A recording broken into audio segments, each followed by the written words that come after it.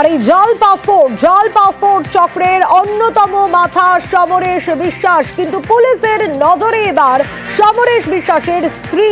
তার স্ত্রী কিভাবে পুলিশের নজরে, রেখা বিশ্বাসের গতিবিধিতে ইতিমধ্যেই নজর রাখছে পুলিশ। আরো ডিটেল জানাতে পারবে অমিত এ বিষয়।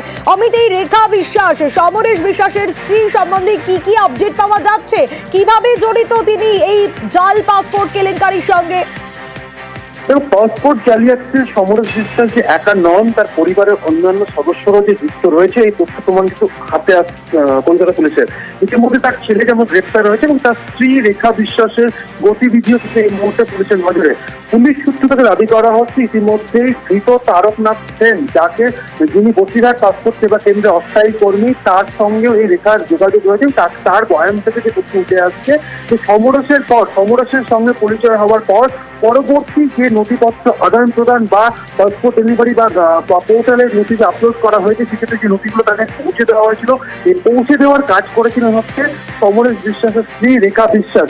তাই নয়, বিভিন্ন পোস্ট অফিসে যে অস্থায়ী কর্মী যাদেরকে সমরেশ ব্যবহার করতে চক্রে, তাদের কাছ থেকেও পাসপোর্ট ডেলিভারি নেবার জন্য তার স্ত্রী রেখা সেখানে পৌঁছে যেতেন। সেগুলো নেওয়ার পরে সেইগুলো অনুপ্রবেশকারীদের হাতে পৌঁছে দেওয়ার কাজে রেখা করত, অর্থাৎ কুরিয়ার হিসেবে রেখা কাজ করতেন। এই তথ্য উঠে আসছে।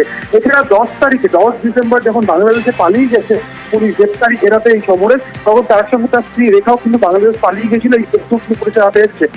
স্বাভাবিকভাবেই রেখা বিশ্বাসের গতিবিধি কিন্তু এই মুহূর্তে পুলিশের নজরে রয়েছে এবং আরো বিভিন্ন তথ্য প্রমাণ জোগাড়ে কিন্তু কাজ ইতিমধ্যে করছে কলকাতা পুলিশ। বেশ।